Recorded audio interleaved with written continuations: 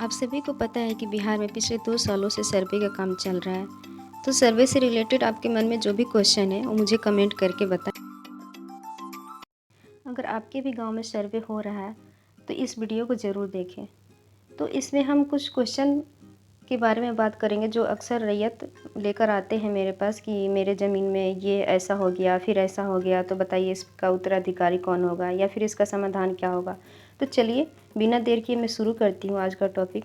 तो आज का जो पहला क्वेश्चन है वो ये है, मौरूसी पैतृक संपत्ति में बेटी का हिस्सा नहीं देने पर क्या क्या विवाद उत्पन्न हो सकता है, या फिर इसे ये भी कह सकते हैं कि बुआ बहन के संतान में से कोई भी पैतृक संपत्ति पर दावा करता है तो ऐसी स्थिति में उत्तराधिकारी कौन होगा। तो आइए इसका समाधान देखते हैं।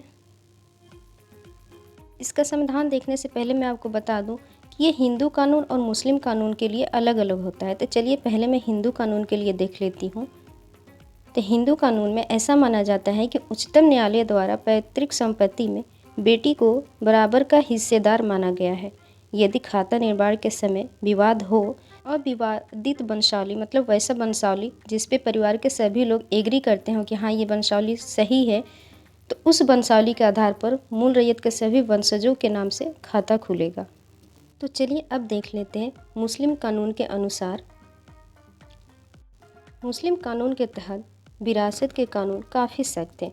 उनकी विचारधारा के मुताबिक महिलाओं को पुरुष से आधी तवज्जो मिलती है, इसलिए बेटों को बेटी के हिस्से से 2 गुना मिलता है। लेकिन बेटी को जो भी संपत्ति विरासत से मिलेगी उस पर उसका पूर्ण अधिकार होगा। अगर कोई भाई नहीं है तो उसे आधा हिस्सा मिलेगा। वह अपनी मर्जी से कानूनी तौर पर उसका प्रबंधन, नियंत्रण और निपटारा कर सकती है। इन शॉर्ट कहा जाए तो मुस्लिम एक्ट में होता है कि 3 हिस्से लगते हैं। 3 हिस्से में एक हिस्सा बेटियों को जाता है और 2 हिस्सा बेटों को। और जो एक हिस्सा बेटी को जाता है उस पर अपनी मर्जी से वो कुछ भी कर सकती है, उसको बेच भी सकती है, घर बनवा सकती है, खेती कर सकती है। आगे बताने से पहले मैं आपको बता दूं कि अगर आप सर्वे से रिलेटेड कोई भी जानकारी चाहते हैं तो कमेंट बॉक्स में जाइए और कमेंट करके बताइए। मैं कोशिश करूँगी आपके सारों सवालों का जवाब देने का। तो चलिए अगला क्वेश्चन शुरू करते हैं। अगला क्वेश्चन ये है कि किसी व्यक्ति का 2 शादी हुआ हो और दोनों पत्नी का संतान हो, तो ऐसे में उत्पन्न विवाद का उत्तराधिकार कौन हो सकता है। तो चलिए समाधान देखते हैं। किसी व्यक्ति का वैध या अवैध पत्नियों के संतान वैध माने जाते हैं, चाहे शादी आप किसी भी तरह से की हो, लेकिन अगर उनके बच्चे हो जाते हैं तो वो बच्चे उनके वैध माने जाते हैं। और अगर उन संतानों में बंटवारा नहीं है तो सभी संतानें मतलब कि जो वैध पत्नी है और जो अवैध पत्नी है दोनों के संतानें हैं तो दोनों के संतानों के नाम से और वैध पत्नी के नाम से खाता खुलेगा। अगला क्वेश्चन है, संयुक्त परिवार में किसी एक व्यक्ति विशेष के नाम से खरीदी गई संपत्ति पर विवाद की स्थिति में उत्तराधिकारी कौन होगा। तो आइए देखते हैं इसका समाधान क्या है। क्योंकि जमीन एक संयुक्त परिवार में किसी व्यक्ति विशेष के नाम पर खरीदी गई संपत्ति पर अगर दखल कब्जा उसी व्यक्ति या उसके वंशज का हो तो उसके नाम से खाता खुलेगा, परंतु पारिवारिक बंटवारा में वह भूमि क्रेता के वंशजों या क्रेता को छोड़कर परिवार के अन्य सदस्य के हिस्से में हो तो खाता उसके नाम से खुलेगा। लेकिन साथ ही सिविल न्यायालय द्वारा स्थापित बंटवारा हो तो उस व्यक्ति के नाम से भी खाता खुल सकता है। अगला क्वेश्चन है, संयुक्त परिवार की संपत्ति को बिना बंटवारे के किसी व्यक्ति विशेष द्वारा बिक्री करने की स्थिति में उसका उत्तराधिकार कौन होगा। तो आइए इसका समाधान देखते हैं।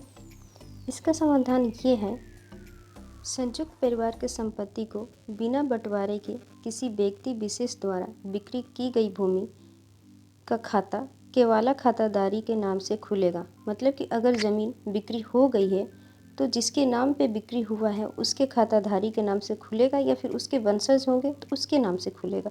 लेकिन यदि उसका कब्जाधारी का कैफियत कलम में उसका नाम दर्ज होगा तथा स्वत्वाद लंबित हो, मतलब कि कोई विवाद हो उस पर, तो इंदराज कैफियत कलम में नाम दर्ज होगा। मैं आपको बता दूं कि अभी मेरे पास फॉर्म नहीं है।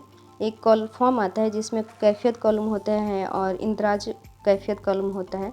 तो ये 2 कॉलम में उनका नाम दर्ज किया जाता है। तो जैसे ही मेरे पास फॉर्म आएगा मैं आप लोगों को दिखा दूँगी कि कैसा वो होता है। अगला क्वेश्चन है, संयुक्त परिवार के मुखिया द्वारा अपनी दूसरी पत्नी के नाम पर खरीदी गई संपत्ति के बंटवारे में उत्पन्न विवाद की स्थिति। तो आइए देखते हैं इसका समाधान और इसका उत्तराधिकार कौन होगा।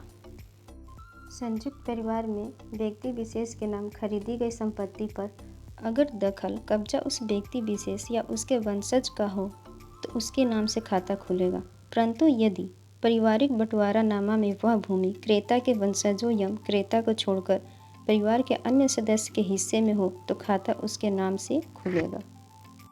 तो सर्वे से जुड़ी जानकारी के लिए मेरे चैनल को सब्सक्राइब कर दीजिए और साथ ही साथ लाइक और शेयर भी कर दीजिए। आप सभी जानते हैं कि बिहार में पिछले 2 सालों से सर्वे का काम चल रहा है, तो ये वीडियो उन सभी के लिए ज़रूरी है जिनके गांव में सर्वे हो रहा है और जिनके गांव में सर्वे नहीं हो रहा।